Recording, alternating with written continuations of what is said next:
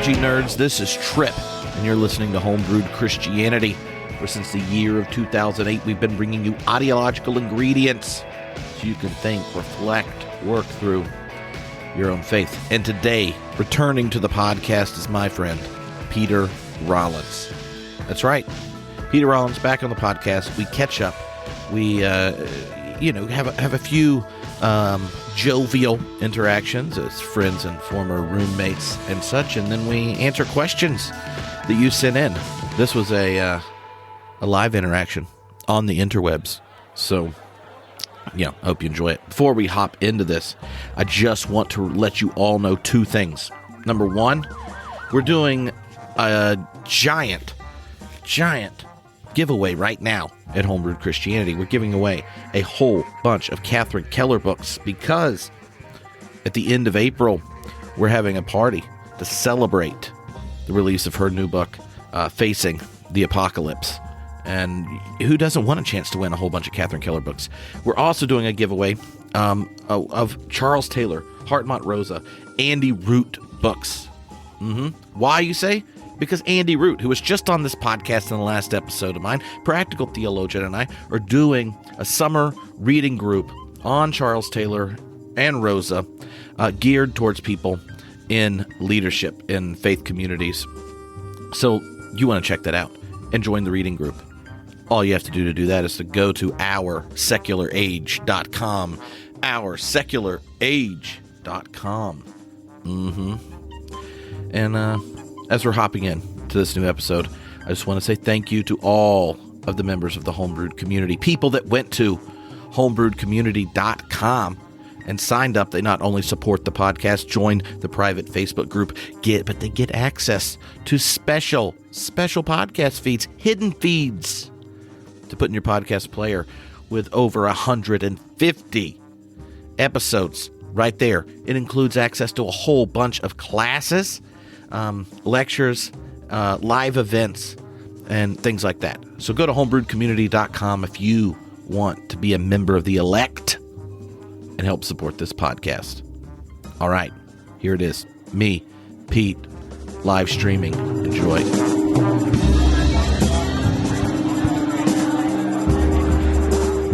Hello, all ye internet, and whatever algorithm sent you here, or weird clickbait invitation. This is Trip, and I'm here with my friend Pete. What's up, Pete? Hey, what's up, man? It's been too long. We are friends, and yet when's the last time we hung out in a room together? Well, it's been a long time. You know, when you leave Los Angeles and you stop living together, yes, most people, Pete, I've talked to a lot of people who used to have deep relationships with individuals, and then they cease living together.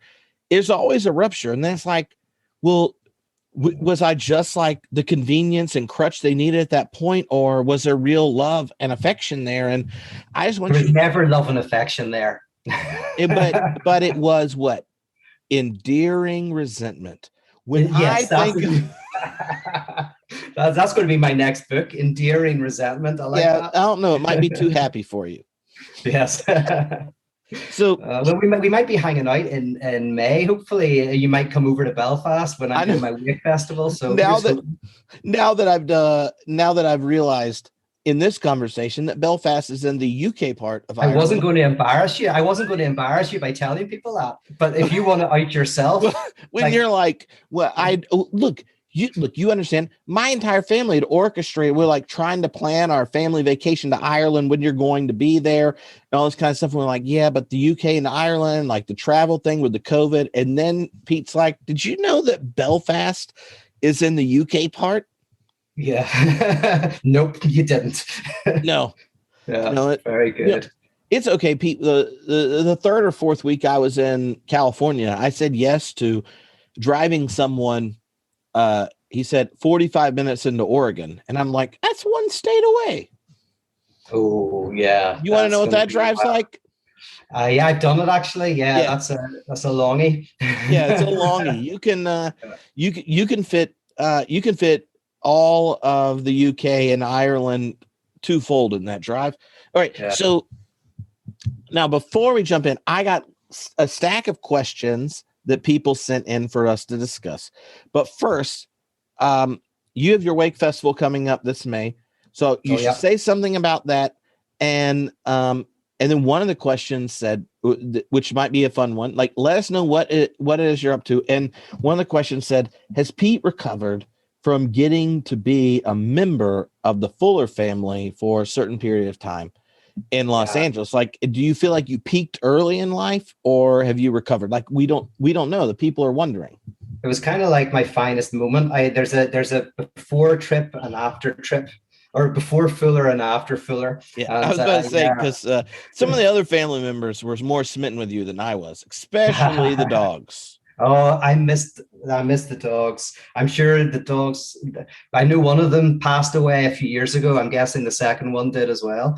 Well, Dino's still alive and well, staying with family friends in Raleigh. Whenever we're back in North Carolina, she hangs out with us and basically says, like, why don't I still have an adult that sleeps in like he did and doesn't want to do anything but rub me? And, yes. Life's full of difficulties. I know, we got on well. No, I miss those times. I remember I was in that house on my own, and then the next day there were 2 dogs, 2 kids, and 2 adults. Well, 1 adult and you, so somewhere in the middle. And those were good times, mate. Good times. Oh, and Wake, you're asking. Yeah, you got to say about the Wake Festival. Yeah, so I'm excited about this because, as some of you will know, every year I run a festival in Ireland, and it's a live festival. People come over. We do multiple venues. It's a festival of ideas, but also music and pub crawls, all of that stuff. Of course, for reasons that most of us will be aware of, had to kind of cancel that last year. And then this year, we're doing an online version. Last year, I was going to do an online version, but I couldn't figure out a way of doing it well. So I waited for a year, and I kind of figured it out that what I want to do is, instead of it being some sort of Zoom thing, I'm going to Belfast. We're going to have my favorite pub in Belfast. Everything's going to happen in that bar, the music and the discussions and the interviews. And that will all be live streamed. So you can watch it live or later. And there's going to be 9 hours of content over 3 days. So that's going to happen the 21st to the 23rd of May. And I'm very excited about it. Awesome. So what is your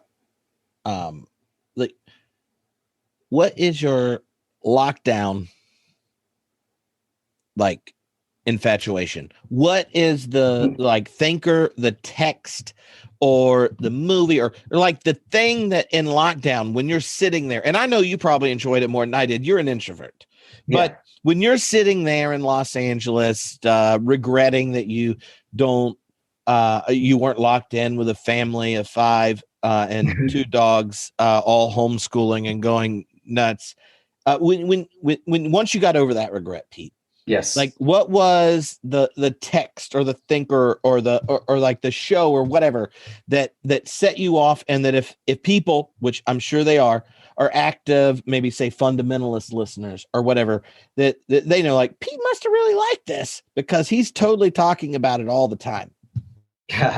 Well, I'll go from the sublime to the ridiculous. I'll give you 2 things. One has been back to Hegel.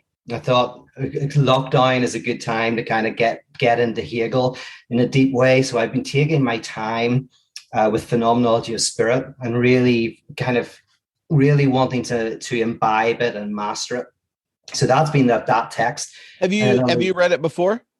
Like like all the way through? Because I mean, everyone has to read, if you did the degrees we did, like certain sections, and then Hegel serves as like a caricature for certain ideas and stuff.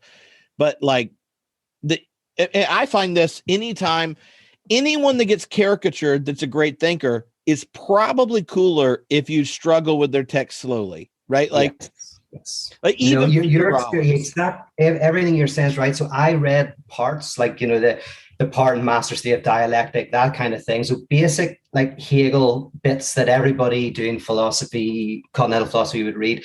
But that was it, because Hegel was seen as a kind of this kind of totalizing thinker who, whenever you start who's critiqued by Levinas and Derrida and kind of post-structuralism. And so I kind of took that on. So you're exactly right that this is really the first time that I've sat down cover to cover, almost like a Bible, because you have to have multiple commentaries when you're reading phenomenology with my commentaries surrounding me. If you don't want to lose your mind, you need multiple. Yes, exactly. I remember when we were living together, you were listening to phenomenology at double speed while you were doing the dishes. Well, I mean, look, I drove from Redondo Beach to Claremont for years.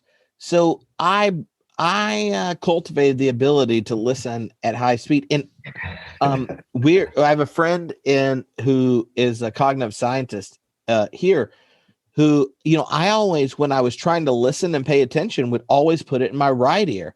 And apparently there's some like emerging science about like the right ear being where you receive things you cultivate for abstract thought. And I was like, you don't have to say anything else. I'm going to believe that's true. Say I learned it from you and repeat it gleefully. Well, I was impressed. Yeah. So I thought because I was going to be home for so long and have a lot of time to myself, I wanted a really meaty text. And I have been, my more recent work, the last 3 years, has been a return to Hegel. And so during COVID, I really wanted to dig deep into that. But then equally important with Hegel is Scrubs. Do you remember Scrubs? No, I mean, I know the show.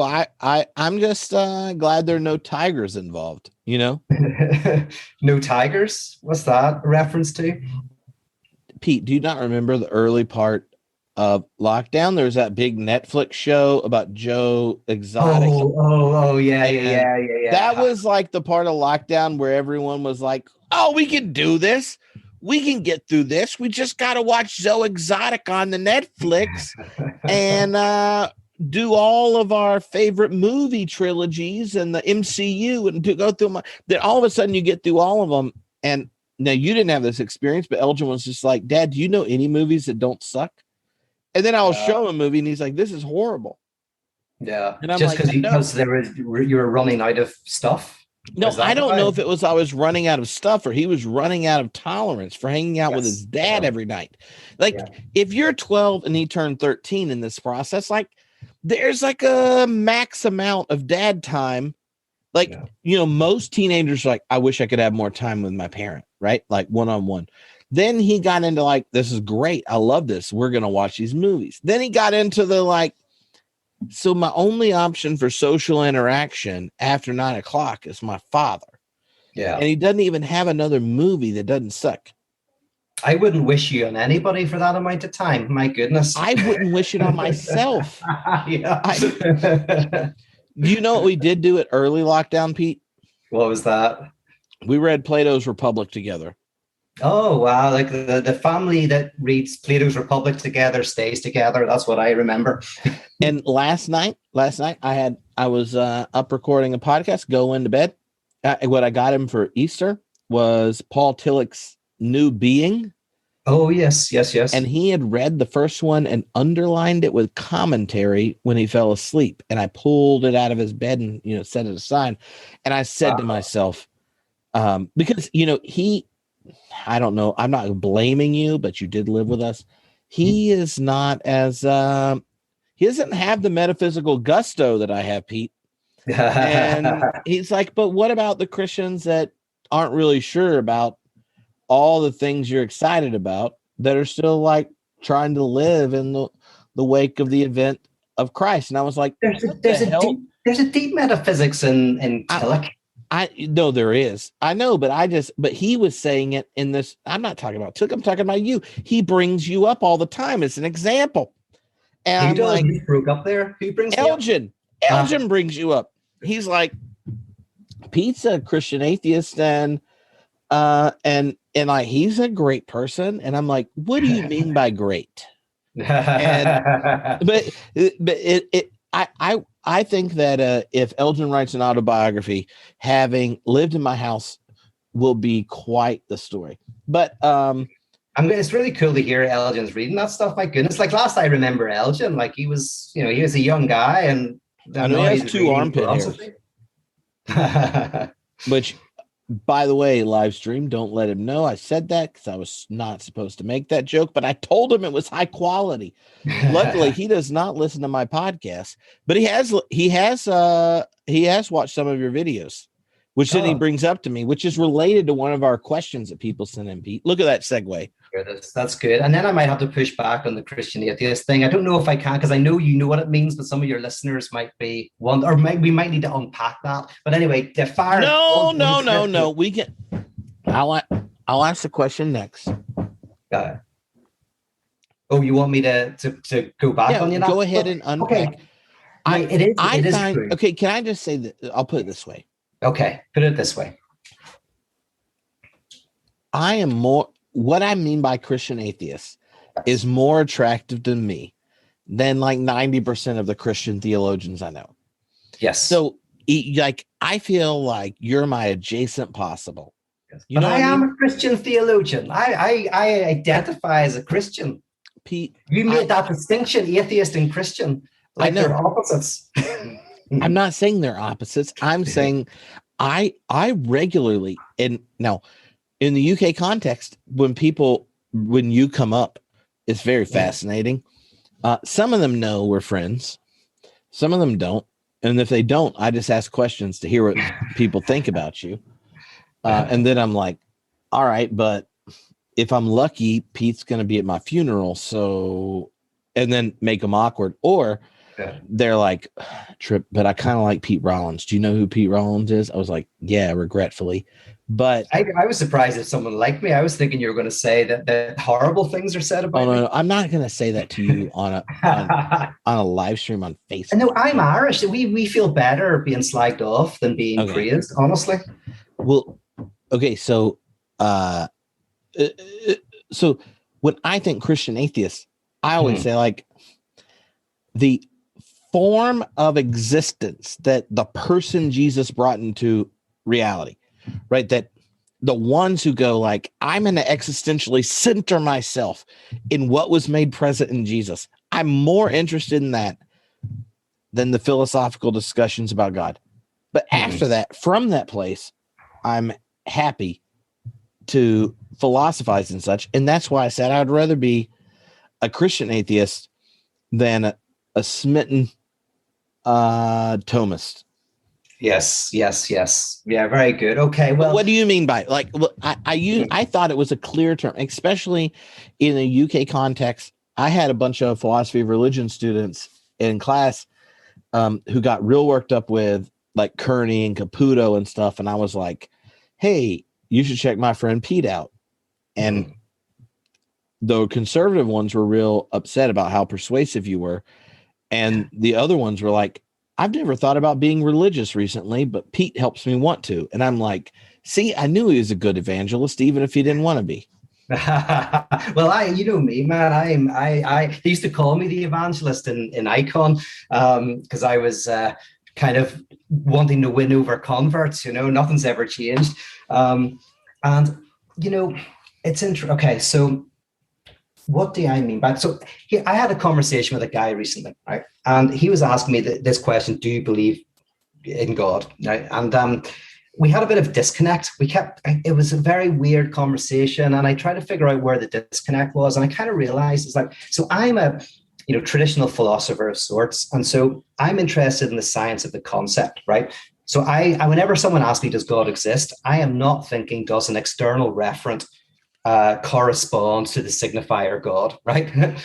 I'm thinking, does the concept of God exist, right? So I was confused why this guy was asking me, does God exist? Because I go, of course God exists. Because in my head, I was hearing him say, does the concept of God exist? And I was like, the concept of God exists. And so I start there. And then I go from, does the concept of God necessarily exist?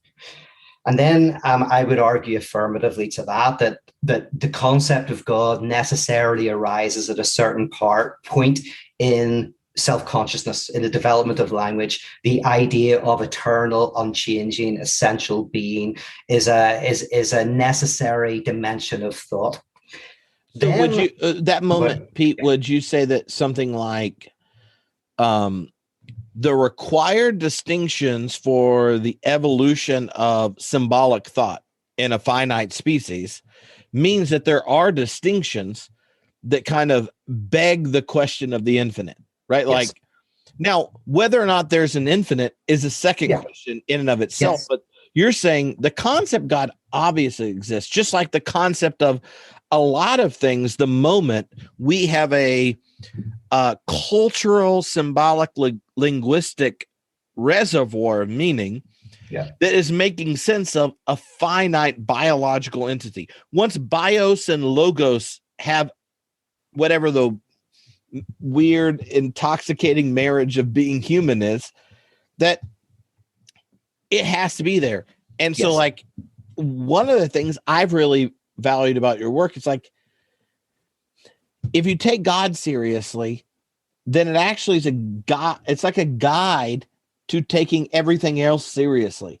But when you deny and repress because of shitty God fans, the questions that are kind of tangled up culturally, especially in the West, around the concept God, then you end up with a flat, vapid existence that doesn't even like have the resonance that, like, say, the Romantics had when they're resisting the kind of early reductive modernity or whatever. Now, and here's the thing, because I like that, but I'm gonna then express something. I want to see if you agree or disagree with this, because I'd be fascinated. Okay, and yeah, just for the listeners or the watchers, as well as, like, so the concept of unicorn exists, but of course the concept of unicorn doesn't necessarily exist. We can think of a universe in which even the concept of unicorns doesn't exist. What Tripp and I are talking about is the idea of an absolute, the one, an eternal, unchanging, essential reality. Is that necessary? And I would argue, and it sounds like Tripp agrees, that is a necessary part. Whenever self-consciousness gets to the point of reason, that concept is going to arise, come into existence. And as Tripp clarified, and I want to clarify again, we're not talking about an external referent, we're talking about the concept. So the next thing, which is a very small point, but I'll just throw it in there, it's not very important, but I would argue then projection occurs, that we will find that concept in the world. So regardless of whether that exists or not, that concept will find a location in some object in the world. Right? Now, here's the bit that's interesting. See what you think of this. This is the Hegelian part for me. Is that the point is and by the way, this is the definition of parotheology. And parotheology is the technology of that brings you through what I'm about to explain. I would say that what you do is you start by inhabiting the notion of God. Let's call it traditional theism. You inhabit that notion of God completely. You walk around it, you embrace it, you feel it. And then I would argue that when you do that, it starts to become more and more unstable. It has more and more intensity, more and more mass. And eventually, like a planet, like a sun that begins to collapse, it then collapses into a second form. And then you inhabit that form. And then that becomes so intense and unstable that it collapses. And I want to argue that you go through 3 or 4 of these states. And then here's the trick. This is the money here. It's just like a black hole gets so dense that it tears through space-time. The concept of God becomes so unstable, so dense, that it tears through into reality. And so for me, the concept of God, when it's inhabited through its variety of forms, brings you to an encounter with the nature of being itself. And Hegel calls that absolute knowledge. And parotheology is the technology designed to existentially help you experience that event. Now, but the thing I want to ask you is whether you think that there are different forms of God, that ultimately the last name for me, the ultimate form of God, is the death of God. So the Nietzschean death of God. So or do you think that you kind of just inhabit the traditional concept of God? Do you think it undergoes transformation? Yeah. Okay. So let me make a comment, then re-ask your question. Okay. So the Hegelian thing, and and I'm asking this question to see how you differ from kind of the I'm asking this to get you to differentiate and I'm saying I'm locating you in one of these, but like the traditional Hegel or the Zizek Hegel. Yeah. Well, I can tell you that. I can tell you that I'm more in the Zizek Hegel. But well, anyway. I know you're in that, but like, I was talking with a couple of anyway, but that's a long discursus. So when I gave the example of the bios and logos, like our material situated condition, which is connected to a quantum fluctuation in a vacuum that occasioned our particular space-time. And then there's a growing trajectory of subjectivity, complexity, and interconnectivity over time, such that like particular entities or actual entities of which you and I represent are then struck consciously, not unconsciously, with our finitude, which then occasions this symbolic register that then starts to move in different ways. Now, there are creatures other than humans that have this, and we are now conscious of it in different ways than others. And now we have technologies that extend symbolic communication and knowledge and such that intensify it, that make us feel foreign to nature, even though it's built on the hardware, right, of nature. And nature is foreign to itself. Anyway, keep going. We'll come back to that if we want. Yeah. Actually, I'd love to talk about that, but considering I had 10 questions, we'll get to 3 of them, I'm sure. But like when I think of how God functions, I think the problem of God talk is when God talk functions as closure rather than God talk functions as opening. Yes. And that's not a definite article, right? Like here's a particular, like among all the finite realities we're pointing to as God. It's when God functions precisely as the inactive or engaged infinite as the opening. Yes. And yes. Okay. Go on. Does that help? Like I feel like I'm trying to figure out here's another side thing that's happened in the last few years. It's like a lot of people keep listening to you and checking you out and talk to me. They're like, I really feel like you and Pete are about like 3 degrees of separation. You just didn't grow up with all the religious baggage that Pete did. So you interpret everything from Christianity in the most optimistic way possible. And he grew up in a way where religion justified murdering your neighbor. No, I grew up secular. It's the opposite. I grew up but you came to Christianity in 17, right? So 17. So I had no background until 17. Yeah, but I have a recording where you and Bo argue about what kind of powers you use to cast out demons. Yeah, everyone does that, you know. I did not do that, Pete. I did not. You haven't lived till you've cast out a demon, mate. I've cast out one. I've never told it on the podcast. You can bring it back up if you want, but it's a high quality story. I was going to use it in a talk or a book at some point, but it's a high quality movie. But all I mean is in the sense that I've had multiple people go like, if your predisposition towards religion wasn't Trip, you're a Baptist church planter's kid who happened to be the Baptist church planter family that was like the first family that cared about racial justice in the South. These people are wrong. These people are wrong because you know. And then they're like, no, you know what? I'm just going to stop you there because Trip. Stop me, Pete. You and I. It's like there's biographical dimensions, but as soon as you commit to philosophy, your position is a position of the universal, which is not connected to like how I was brought up. It needs to be critiqued as right or wrong. You know, it's like so. You know, this is one of those moments where you come out as a structuralist. I love it. Yeah, I'm a structuralist. Yeah, absolutely. You know, but with like I did my PhD in post-structuralism, so I'm very sympathetic to post-structuralism, but I'm kind of ultimately a bit of a structuralist. But I like what you said, right? Because you mentioned, I think, and this is where I don't know Alfred Whitehead or anything very well, but what you described this kind of quantum oscillation within the universe, and this kind of like what it seemed to be, what you were saying was there's a type of antagonism operating that goes through kind of reality and gets to us. In psychoanalytic terms, we are the quantum oscillation of the universe. We are the ticks and grimaces, as Alanka Sapanchik says. We are the symptom of the universe. We are the knot of the universe in a biological form. Now, in physics, that can be called quantum fluctuation, say. In biology, it's called evolution, the non-at-oneness of the biological organism with itself. In politics, it's called democracy, the non-at-oneness of the social body with itself. In psychoanalysis, it's called the unconscious. But these are all names in mathematics and completeness theorem. These are all names for the incompleteness in a certain domain of reality.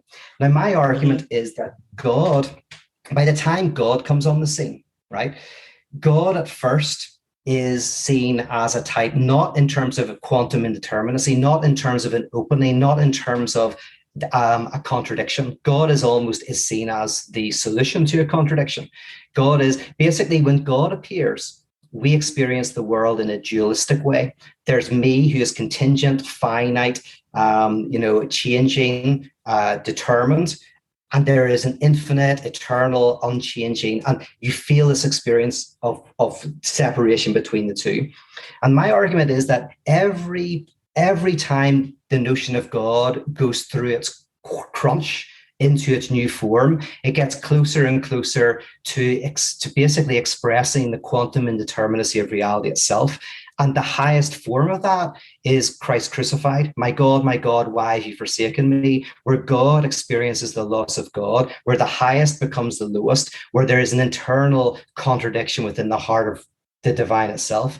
And then the death of God then leads to basically an experience of reality itself, because now you're experiencing the process of the universe itself in motion. So that's what I mean by the last kind of, by God undergoing change. And by the way, I think this is what Bonhoeffer meant by religionless Christianity. So I call myself a religionless Christian, because I think religionless Christianity at least can evolve into this. All right, Pete. So I just feel like you're trying for us not to answer questions people send in. So I'm going to ask you one question. Okay. Like, I know you were baiting me into an argument. Yeah, I always try, and you always. I know. Look, I want you all to know this. I was finishing my dissertation, and Peter Rollins would show back up after doing fun things at midnight or so. Roll up into the garage. Trip is typing away, and then be like, "Don't you want a gin and tonic?" I'm like, "Yeah." You know why? Because I was like saving my ADD meds until I got a day I knew I could write, piping the caffeine and tobacco in during writing days, and knew that when he showed up at 1 a.m, that he would, as a high quality, like, you're like a Sam, in Lord of the Rings, like you are like the faithful friend. It's like, you got to finish this because Alicia may kill you if you don't. Like, finish your dissertation, right? Like, and we just had some very stout gin and tonics, and then I went to bed. And so, like, I feel like we've had enough conversations that you are baiting me on a number of issues there. So here's my question back that's related to everything you said. Okay. Then we're going to answer other people's questions, because people that give me money each month, Pete, sent questions. What are they thinking? No, that's not your correct response. People that went to homebrewedcommunity.com and joined up, they sent questions because I said I'm talking to one of my friends. Yeah. They sent questions for when I talked to Tony as well, and those are high quality. But we got to what's you're saying you're going to ask me one of your questions first, and then we're going to ask because this is so what's your question? This is my framing question after what you just said. Right. This is what I've been thinking. Is that when God functions culturally in a way in which God is necessary, for a fulfilled life and engagement in the world, it's inherently problematic. That's my interpretation of Bonhoeffer's religionless Christianity. If you are interested in that, I spent 6 weeks talking about it in a Bonhoeffer class. You can listen to it. But I have a Bonhoeffer course as well. You could listen to both Bonhoeffer courses. Everyone should go to Pete's first. And after you've given him money, the first shall be last and the last shall be first. What is that? You bring the best wine out last? Is that your subtle take? Subtly. Yeah. You're saying you're Jesus. Yeah. I'm not saying I'm Jesus. I'm just friends with him, Pete. But here's a question I've been thinking about, and is if you're going to use the term God in our contemporary context, the concept is being used in a problematic way if God is necessary in order for you to speak. Like when you think of your critique of the big other and such. Yeah.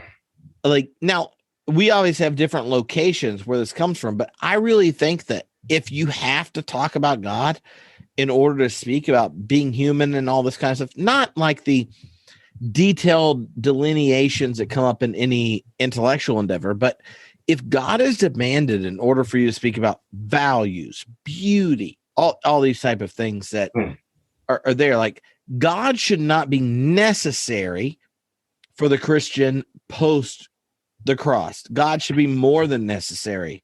If you come back to God. By the way, if you're saying, because what Bonhoeffer says in his letters and papers from prison, which I think is very good, is he does not say that what he calls the religious notion of God, it's called classical theism. He doesn't say that was wrong or should never have been. He talks about the world come of age. So he talks about it having basically outworn itself, right? And a new garment has to be put on, this kind of language, right? I think that's a very Hegelian language, which is he's saying it actually was necessary within history for that notion of God, or the absolute, or the one. There's lots of different ways to call it, but that notion was necessary. But what Bonhoeffer then is doing, which is Hegelian, I think, is he's then saying, however, that is necessary and also is past. We have to pass that. Now, I outline. I think it starts with basically classical theism, kind of humanism, new atheism, apophatism, and then I would go from there to kind of like a materialism to existentialism. Those are my different forms of God, really. The funny thing is when I mention those are just names of different movements that could be placed in each of those placeholders. Because would you say that you say placeholders, but this is me trying to find out exactly how close we are after multiple people have said they think we're closer than we are. Since the last time we spent lots of time together, they're like, I'm pretty sure you and Pete are getting closer together, which I get. So you're getting closer to the truth. I think, is that what they're saying? They're saying you're finally. They're saying I'm getting closer to the truth, and you've been, I guess, waning away from it.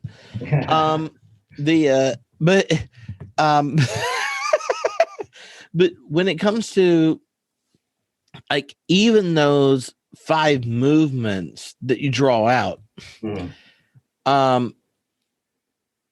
there's a sense that, or maybe I'll put it as a question. What is the role of possibility in stage 4 and stage 5? If you think there, what was the word? Possibility. If you are operating in stage 4 and stage 5 of the delineation you just did, which all the cool people who are like, what are these stages and stuff? They just decided to go to your Patreon and recapitulate Atheism for Lent outside of the liturgical window. Yes, but because actually, very well said. Because actually, Atheism for Lent secretly, that's the journey it goes through. So very good. No, I agree with you, Pete. Look, we all know. No, well, I guess we all don't. But I thought Atheism for Lent was so cool. The first time you did it on the internet was with me. That's and then right. the whole time you were just begrudging about my commitment to God in ways that were off-putting. Like, because you have to go through the stages. You have to go. I often kind of wonder whether you're still in the first stage. I find that to be rather dumbfounding. And no, you're. That's not true. I don't think that at all. I am interested in whether you know. Yeah, I don't know. Anyway, keep going. No, you feedback what you're hearing.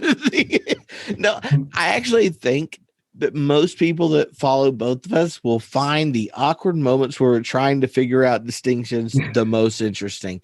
And and if they aren't like super nerds that care, they're going to be like, why are they hesitating and getting distinct about these distinctions? So I'll put it this way. Like, the God is not necessary bit. Mm-hmm. When you think of the metaphysical inheritance of the West, mm-hmm. is one of the most liberating things. But once the necessary, which we think of as the structure of the all, or like, you know how Badu talks about the act as one, how there's like a set that then includes a bunch of particulars, and then you act as if that's just natural, because this whole collection of particulars is one thing, and it demands allegiance, right? Like, the God is not necessary moment for any religious tradition, even ones that don't use. Just to clarify a second, so you're saying, because we both earlier said, like, we think there's a necessary point at which consciousness anywhere in the universe, I would claim, maybe yourself, gets to the point of articulating an essential, undivided, universal, unchanging, uncaused cause, unmoved mover. So that's the necessary God. I think we're both in agreement that necessarily comes into being, but then that can be, or necessarily is overcome. Is that what? Yeah, I would say that the necessary recognition of the compositely constructed of finitude referent we call God, that functions as the one, mm-hmm. is necessary. Mm-hmm. And it wasn't until we get to the point where there's the challenges to the logic of one, such as pluralist consciousness. Oh, there are like high quality human beings better than me that are of other religious traditions. Yeah. No, but that's still that God is the philosophical God of the absolute. Yeah, you still find it in every culture. But by the way, the reason why I put humanism is only the second stage, and I'm very critical of humanism, but of course is because humanism then still has this notion of an undivided, like basically God is a projection of ourselves, right? So we have an essence and all of that. So for me, humanism is the first critique of the classical theism. Not necessarily. Okay. Oh no, I was just thinking of like, there are like 5 parts of our present moment that are hard to make sense of. Pluralist consciousness, right? The multiplicity of accounts of the one that are beautiful and render beautiful lives. Does that make sense? Like, there are multiple. You're more delusion than me. You probably think. So you're probably that the plurality. I always see an underlying structure of that plurality. Okay, you're right that I am more postmodern and post-structuralist than you. Yeah. I just want to pause for a moment and appreciate that. After having years of people explain to me how I wasn't that postmodern, I should have listened to Pete more. But I know I've probably become less postmodern. Maybe you've become more postmodern. I don't know. So yeah, because I was very sympathetic to Derrida and Foucault and others, and even Deleuze early on in my 20s or whatever. But anyway, so I think plurality is much more. That's much more important to you and people like Caputo. Anyway, but so yeah. Anyway, that's one of the problems. If you're going to convince me that I'm more committed to Caputo's intentions than you, I would love that to be recorded. Now, given that he's one of the JCs of homebrewed Christianity, we got Jack Caputo, just Catherine Keller, John Cobb, James Cone. Anyway, but you probably are now. It's very sad because I was very close intellectually to. I know. You've backslidden, Pete. I mean, I love the guy so deeply, but I find myself drawn to a more kind of Hegelian, kind of Shizakian, kind of Lacanian model. Well, I feel like the Zizek Lacan interpretation of Hegel's the bigger thing, because like, yeah. And I agree with you that it's not necessarily the right. It's not necessarily like, it's not what Hegel scholars think is right, but it's a potential within Hegel. And okay. So one of the questions was, what was your favorite moment when you realized you and Pete disagreed? Mm-hmm. And my favorite moment where I realized you and me disagreed was in our class where Bonhoeffer came up, where I don't even remember exactly what came into it. I just remember like halfway through it, I was just sitting there going like, Pete, the guy he wrote all these letters to disagrees with you. Yeah. And I was just like trying to exegete everything Bonhoeffer said. And then you said something that was something I've now repeated to lots of people on faculty with me. So I'm about to say something that could sound demeaning to Pete that I've then used as intellectual like response. Okay. So is this just an affirmation? I just want to make that clear. Like, so we had this big we I don't even remember what the hell the class was, but we were talking about Bonhoeffer, and all of a sudden I was just like, yeah, but like literally the person he wrote this letter to said this. And then I was like, here's the letter. Let me just read it to you and all this kind of stuff.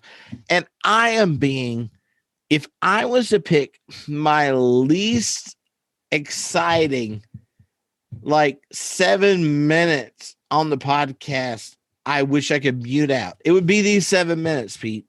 Because I basically just like lectured you and said, Pete, I don't give a shit about what you're interested in. This is the subtle part of this. I actually don't really care about any of it. What I really care is that I win if everyone he wrote this letter to and the most important people to him agreed with me.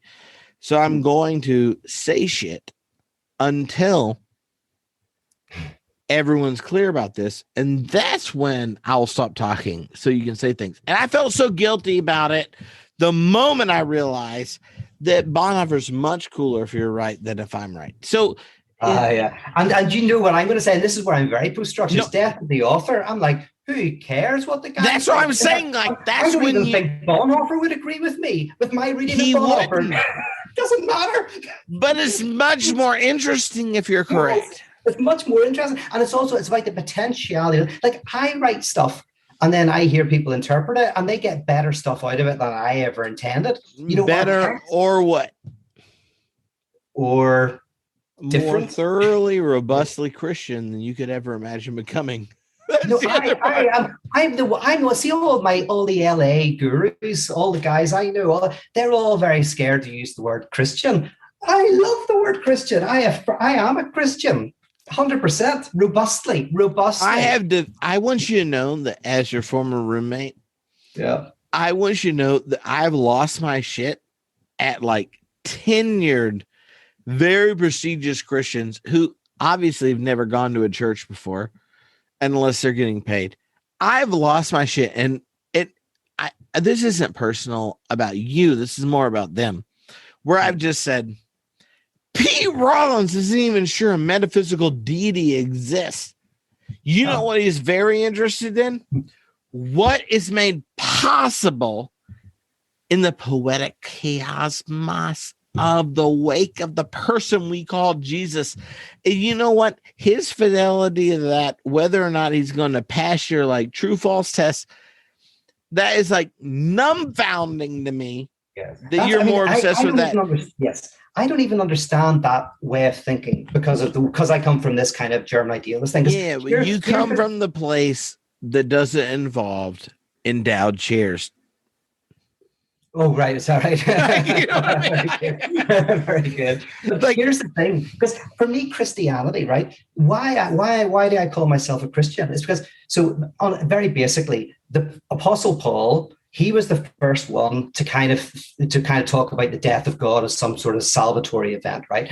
So then you go St. Paul, then let's jump all the way to Luther, because as you know, in the early church, there wasn't that much interest in the crucifixion, early Christian art, all that, right? So you jump from St. Paul, let's jump to Luther. Luther then sees this salvatory dimension within the crucifixion and theologizes it in this very impressive way, makes it almost universally Christian.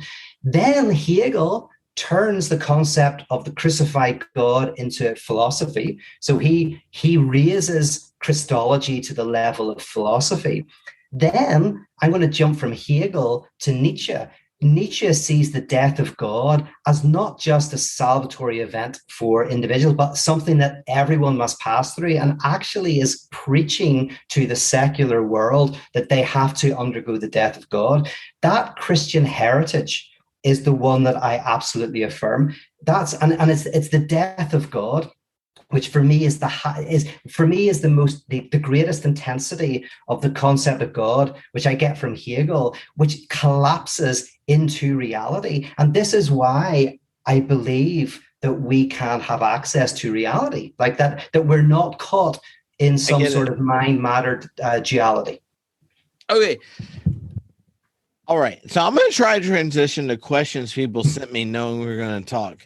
And I want you all to know, I'm sorry we didn't get to other questions, but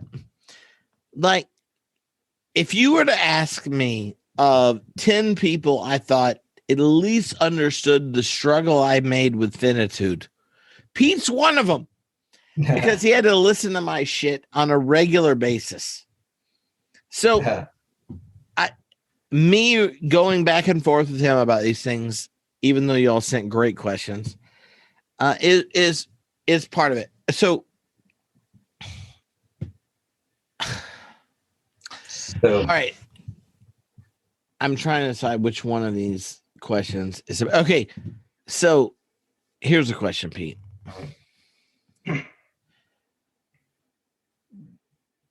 What is religion without crossing your fingers? What's getting itself done in the phenomena of religion? Yeah. And the question was, ask Pete this question, and if you could come with at least two things you disagree with him about, because I'm strikingly dumbfounded by how much y'all agree, and it's clear you're friends, and yet I listen to everything you do without each other, and I'm like, how are these connected? So, how do you define religion? How do you understand it? And then I'll come up with something that's contrasting, but I have no idea how this is going to go. Okay. But it's a really fruitful conversation, because I feel like the question, what is religion, is problematic because the definition was established before Christendom fell. So WTF? Okay, well, I'll say very quickly. I'm going to go what I like the question: what is getting done in religion? And I'm going to answer very succinctly and very simply.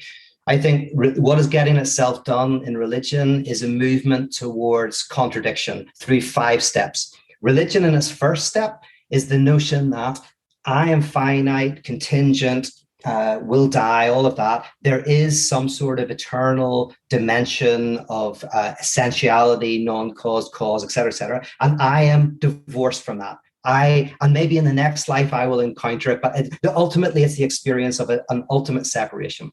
Second stage, you still feel that, but there is mediation of the priest, and the idea that, there's one day, we'll fix it, but there's the mediation of the priest.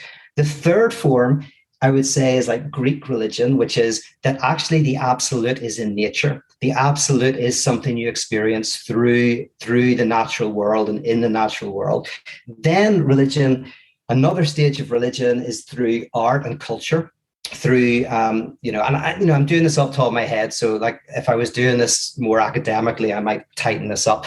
That's through true culture. About a lot of things, Pete. But then the final stage of religion is where this contradiction that keeps arising in different ways is then collapses in on itself, and you have a type of quantum reality, a quantum experience. This is the absurd cross. This is the eternal and the temporal meeting. This is the kenotic and re-kenotic emptying of the divine.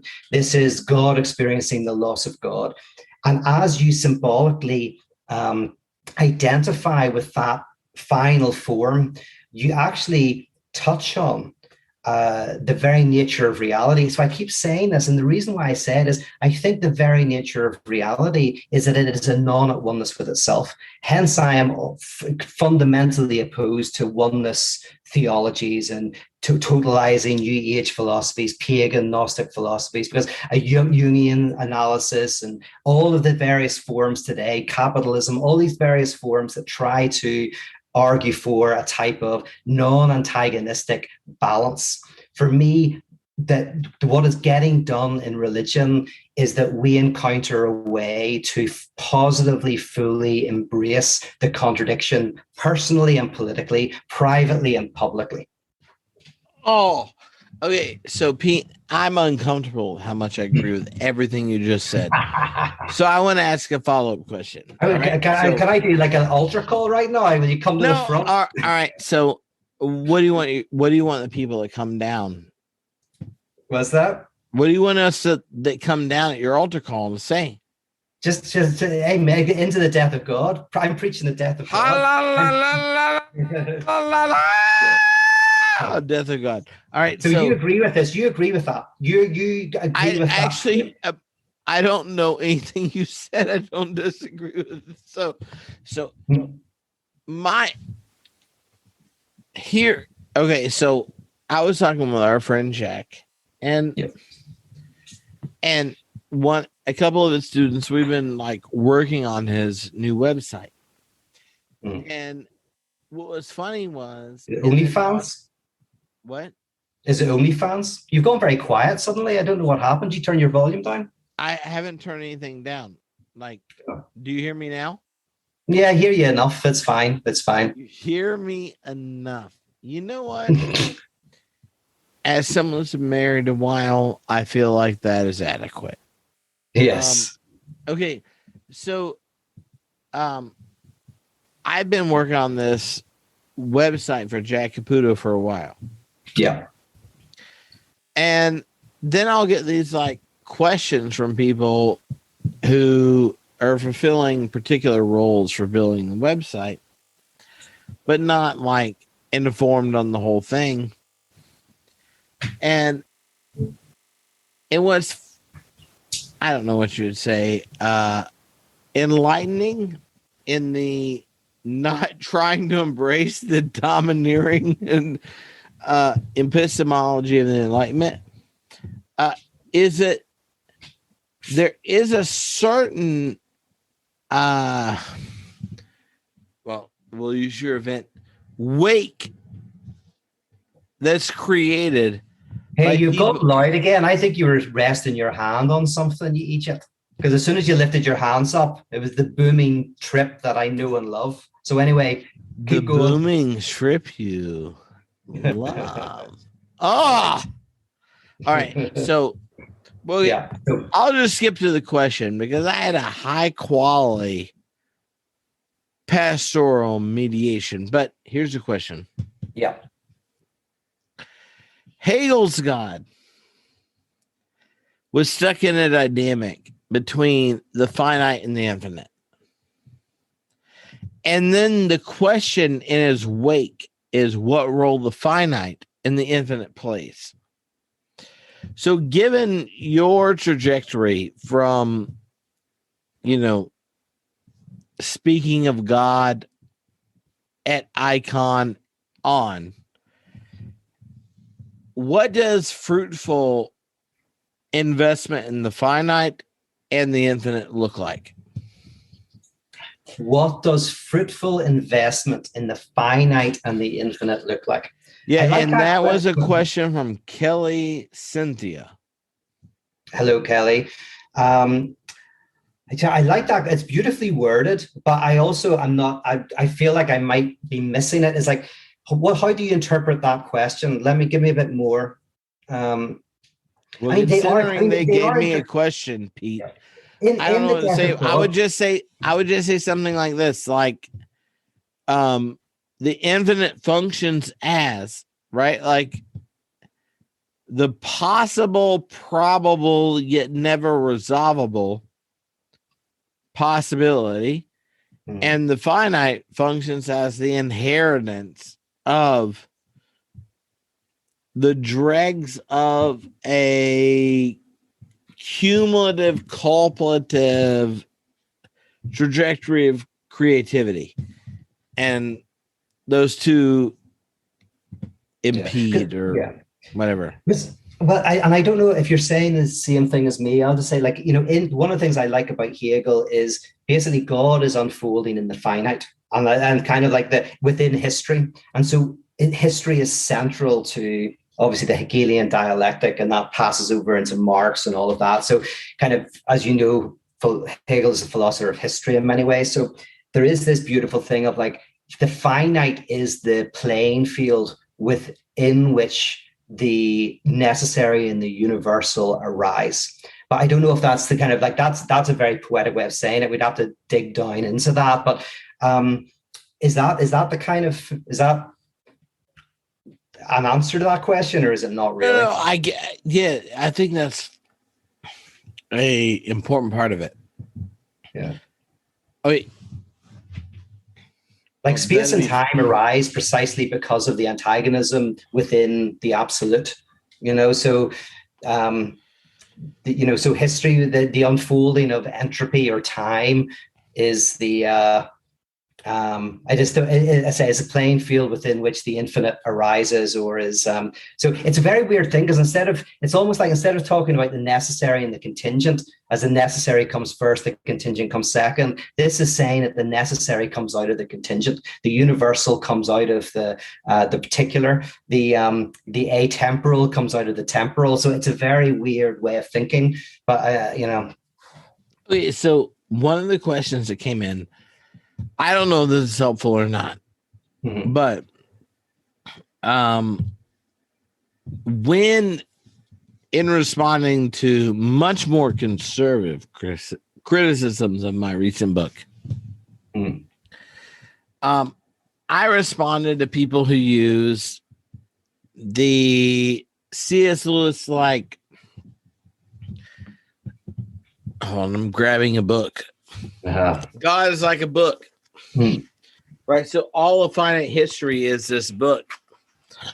Obviously, Modes of Thoughts by Alfred North Whitehead, but nonetheless, it's a book. And so the infinite entity is outside of it.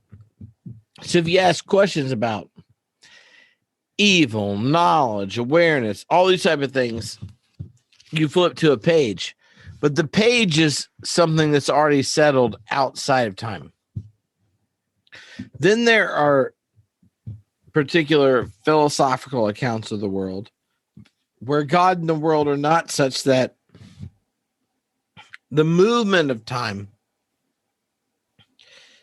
is separate from the identity of God. Right? So C.S. Lewis does this whole like history of the world is this book, but all these theology problems, namely the problem of evil, gets resolved if you just recognize God wrote the whole book and this kind of thing. I wonder how much and this is like a real trip question, though there were a couple things related to this, but realizing that we spent an hour on two questions, I'm trying to if the problem of evil, particularity, finitude, and all these things get entangled in bigger questions, then the question doesn't become how the normal response of modernity, like, can you justify the infinite or whatever? Then the question becomes, in what ways does the finite beckon more to be said about it than is entailed from the kind of like empirical reductive response? And in those conversations, I always like to say to myself, like, I think my friend Pete's right. And one of the questions was, do you think you and Pete have a shared criticism of reductive scientism as an account of what's entailed in beauty, truth, goodness, and relationships? No, yeah, like I only have a problem with any form of science, and I use that term in the wide sense that covers over antagonism. And I think all the major scientists have got to, so mathematics with incompleteness theorem got to the point where contradiction was brought into mathematical systems. In the sense that, for anybody who doesn't know, and I don't know much about mathematics, but with Gödel, there's the notion that the axioms, the fundamental axioms of mathematics cannot themselves be proved. Whenever you try to prove them, you fall into a contradiction. Now, some people conclude from that mathematics doesn't therefore describe everything, because when it's wide enough to try to describe everything, it falls in a contradiction. But if you want to take a Hegelian twist on that, you could say, no, that's precisely why it does work, is because it captures the contradiction of reality. Obviously, Hegel is the one who does it in philosophy. Darwin is the one who does it in biology. You've got Niels Bohr, with Einstein first, who does it within physics. So as long as a science is able to, and obviously politics was the first with democracy, but as long as a science is able to encounter its own contradiction within its field, I got no problems. For me, scientism is kind of the science not rising to that level of complexity and maturity. Well, do you think that I don't know if my situated experience produces this problem, but people robustly committed to scientism correlate strongly to those commitment, like with deep commitments to neoliberal capitalism and ways that are uncomfortable. Yeah, well, I mean, I do think that secular systems. So for me, capitalism is primarily. So I follow Todd McGowan very closely in this. He's, as you probably know, a thinker who's, I think, is very, very important.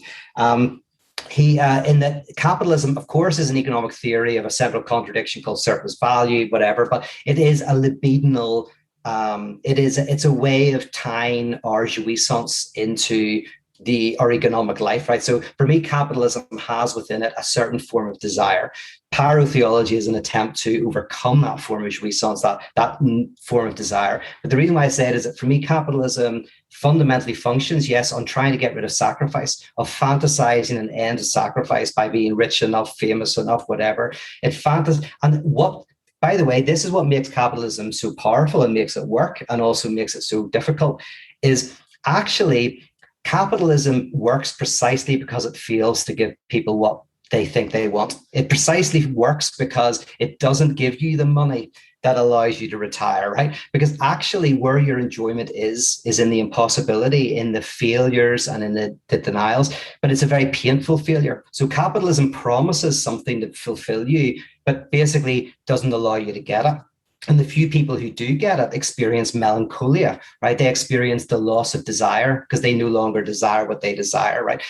Anyway, so the point is, yeah, capitalism for me is connected with scientism and is connected with this kind of a failure to embrace the contradiction, which is basically ideology. I believe ideology is any system that denies the contradiction woven into reality itself. And so it is a capitalist critique. Yeah. Okay, so here's a fun question. Pete, here's a question. Okay, and then I should probably say what the alternative to capitalism is. But anyway, go ahead. What's the question? Okay, well, then maybe we'll do that first. What's the alternative to capitalism? Okay, well, very quickly, in terms of jouissance, so if jouissance is this excessive pleasure that we know Jouissance, is that in addition to your mocha at Starbucks? That's exactly. Ask for an extra dose of jouissance. There is jouissance in ordering from Starbucks. That's true. Uh, there's for Lacan, there was two kind of. He had the early notion of jouissance and a later notion. So the early notion of jouissance is we get excessive pleasure from what we don't have. So every time the gambler fails to win, they increase their desire for the thing that they can't have. Right. So that's prohibitive jouissance. For me, that's capitalist jouissance. Later, Lacan has a jouissance that's just as impossible, but it's not an impossibility of something that's always at a distance. It's an impossibility that is within reality. So in other words, it's a jouissance that fully embraces sacrifice and is able to enjoy not having and able to work with conflict and difference. And that's the move from that jouissance as prohibitive to jouissance as impossible. And for me, the latter is where we want to situate a critique. Anyway, go ahead. Let's get another question in. Hey? All right. So the next question was, I have drunk watched all the Marvel movies over lockdown. Which one would I want to show up if I was in the living room with you and Pete? Well, I don't know how you settle this discussion. Now, I've read this question in advance, so I've thought about it. And I don't know which one's which. Marvel, and there's another one, isn't there? There's Marvel, and then there's Warner Brothers. Yeah, but those are DC comics. There's DC, yes. Related. Yeah. So which one are okay, go ahead. Yeah, let me offer you the correct response to this. Okay. Okay. Based on your branding, Pete. Yes. I think what you should say is, I'm really unrelated. I don't get motivated by planetary occupying stories. Like this is like I just want to talk about Seamus. But if I had to, yes, I like Thanatos. I liked him. He was my hero. The only problem with Thanatos is he only wanted to destroy half the universe. I think the trick is you have to destroy the entire universe. You have to destroy it all. You have to. Do you know Ilyenkov, the socialist philosopher? She's got me onto him. He had this view that the universe is blowing up and then obviously going to die in entropy or whatever. And so he theorized that what the universe needed is it needed to create an intelligence so advanced that it could create a technology that would reverse entropy and reduce the universe back into a big crunch so it could start again. And that's our rule. Our rule is to become so powerful that we can destroy the entire universe. And he called them cosmic communists because he says a capitalist would never destroy the whole universe. So Thanatos was onto something. That's funny because in the discussion thread about the question, they said, I really feel like while Pete may not be as invested in the Lord of the Rings references to the response to this question, the moment the option for a second breakfast should arise, that Pete would recognize the aesthetic value of a second breakfast. So I want to know, if you were to escape capitalism and the impending rhythms and rituals that it impels, do you find the hobbits assume second breakfast as a form of liberation pedagogy? I never knew the Hobbits were part of the Marvel universe. Are they part of? No, they're not. With Batman and Superman and Wonder Woman, is that Batman, Superman, and Wonder Woman are DC. Marvel, okay. Sorry, is different. And then Lord of the Rings, that whole is the Tolkien universe. Yes. Which, I'm just saying, as someone who spent a lot of time obsessed with C.S. Lewis is like a C- compared to I know. The reason why I got into C.S. J.R. Tolkien. Yeah. Yes. But no, but Lewis, there is a dimension of Lewis that's very interesting. Now, partly I just grew up beside where he grew up, and my mate lived right next door to Little Lee, where he was born and raised. And but I find that I love an honest conservative. I love an honest conservative. And see, Lewis, he is at his best when he is critiquing liberals. Like, he's great. Like, that's him at his best. He's not very good at many things, but he's good when he's doing that, you know.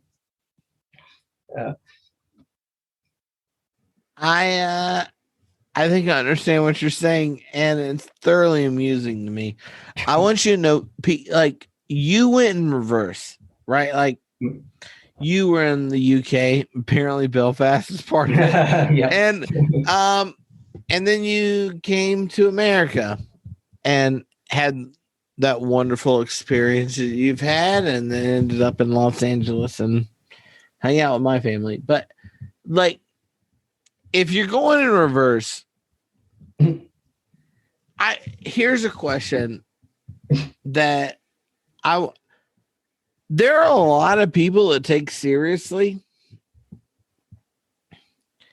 their institutional structure, the way they're structured into an institution with a level of severity that I couldn't imagine a minister in America ever taking their situation. Right. And it's connected to like the Anglican Church. Now, if we were hanging out, not on a stream or whatever, I'd ask you some version of this question. But as someone who spent quite a bit of time in the birth of Icon and all that kind of stuff here before you ever came to America, as someone going in that experience in reverse and then trying to figure out the nature of the church in that culture, like, how would you describe it? Like, what are the contrasts that you think are most important for someone trying to live faithfully in both? Yeah, I mean, are you asking me what I think that the institution of the church should be, or what? It's just the people in it, because like in the United States, the number of times I've told people they should care about you, it's high. Very kind of you, sir. Nobody even my own mum doesn't care about me, so I hope you have better luck than I do. Well, I'm just hoping that now that I've discovered Belfast is in the UK, that I get to meet her in person. And you'll be able to meet my mum in person, actually. My mum is a lovely woman, and she cares deeply. So if you come over, we'll go round to her house and we'll have a nice meal. And you'll be confident every member of my family will say things like, "We love Pete." She'll find out that when she wasn't seeing him on a regular basis, there was a whole family. It was just like, I was being looked after. That's very good. We're like the Gizmo of, like Gizmo, the Ewok. Well, here's it, right? I want to come back to this institutional questions, but I don't know if I'm answering your question or not, but I'll just say this. You should answer whatever you hear. Yes. Well, what I'm concerned about, why I believe in the institution, is, for me, each of these forms, each of these intensities of God that I've mentioned previously need to be embodied and lived through. And we need an institution of the death of God. We need, so I'm not interested in the actually existing confessional church as such, but I am interested in the birth of a new institution, and that will come out of the ashes of the old. And it is the institution of the death of God. And the thing is, I'll give you a story from Ireland very quickly on this. The story about this guy, Seamus, right? And this guy, Seamus, You're saying you have a story about Seamus, Pete? I'm going to tell you a Seamus story. All right, that's good, because if it was someone other than Seamus, I wouldn't listen. All right, go ahead. Yes, no, this is Seamus. So he's part of this competition where you have to build a sheep pen. You have to try and build a sheep pen that will fit as many sheep as you can get with a certain bit of equipment, right? Now, there's 3 people in the competition. The first person spends their 48 hours, they've got 48 hours, builds this sheep pen. They're an architect, very good, can fit 50 sheep. It's very impressive. The second person, right? So you got the Paddy English guy, you got now the Paddy Scotch guy. He spends 48 hours as an engineer, builds something even better. It can fit 100 sheep, right? Then you come to the Paddy Irish man, Seamus, right? Seamus doesn't do anything. He's just getting an Irish tan, sitting in the sun going red, right? And then he realizes, oh, I've only got 2 hours. I haven't done anything. So very quickly, he just makes a tiny box. So he's standing, and around him, right in front of him, he puts one piece of wood, behind him another, on either side another piece of wood. So it's like he just basically is standing straight, and he starts painting it. Well, the people come up to him, the people who are judging, and they say, Seamus, that sheep pen is tiny. You couldn't even fit one sheep in it. And of course, Seamus looks at them and says, oh, no. You don't understand. He says, I'm not in the sheep pen. You are, right? That was the one bit of the world that was not in the sheep pen. This is the death of God critique of secularism. People go up to the church and go, oh, this is all profane, and there's your sacredness. You're standing in the sacred. And then the whole point of the death of God temple is, no, this is the profane. You're standing in the sacred. These sacred notions of wholeness and oneness and completeness and the big other continue to operate in secular society. You need to enter the temple of the profane, undergo the death of God. And when you do that, you will find yourself freed from religion into religionlessness. And for me, Christianity in its radical form preaches the profane temple. And that's the institution that I want. Mm-hmm. Well, I feel uncomfortable saying amen, but yeah. Well, that's a guy, I'm glad we got to the institution bit, because I don't know if I think people do know that I've got this desire to see this institution. I mean, that's how I started my vocation with Icon. And whenever COVID lifts, I want to set up one of these profane temples in LA. So that's my ultimate work. If you're trying to find the opportunity for a profane temple in LA, I feel like there's a lot of opportunities. Yes. Well, you know what? LA is the most sacred place in the world. Everyone's promising wholeness and completeness, money, fame, doing the right spiritual practices, owning the right stuff. It's a very sacred place. So I can't wait to shake that up again. Well, thank you so much. Well, thank you. Out. I want you to know that we had 2 of the 28 questions that I was sending in, so I'll look forward to doing it again. We'll do it again. We'll have a part 2. It's always a real pleasure to chat with you, mate. Always a pleasure to hang out and to talk, So I hope other people are listening to this and not bored out of their minds, but I'm having a blast, Well, there's a select group of people who love this stuff. I know. The elect. They're like the, like the philosophical, the chosen few. The chosen few. Yeah. All right. So, Pete, I want you to know this. Yeah. I love you for who you are and want you to become all you can be. And I'm looking forward to figuring out how we can hang out in person. Yeah. And I'm just really sad that we weren't in the same house when you were living, like sitting there, like going like, what am I going to read? Phenomenology of the Spirit. You want to know how much more enriched my lockdown experience would have been if we were locked down in the same house reading Phenomenology of the Spirit? Yeah. Like, I feel like I wouldn't have been more confident about the nature of demons and shit. Yeah. Not that I even believe in them, but I just feel like it resonates with something.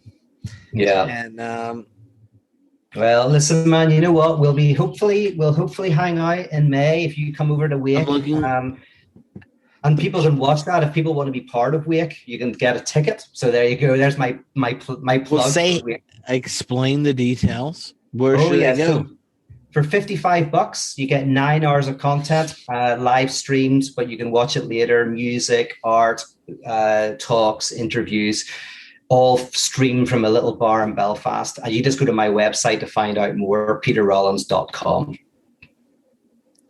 There you All go. right. All right. Well, listen, man, it's been All a right. pleasure hanging out, mate. Well, Hopefully I'm I'll going to see you go to next- bed.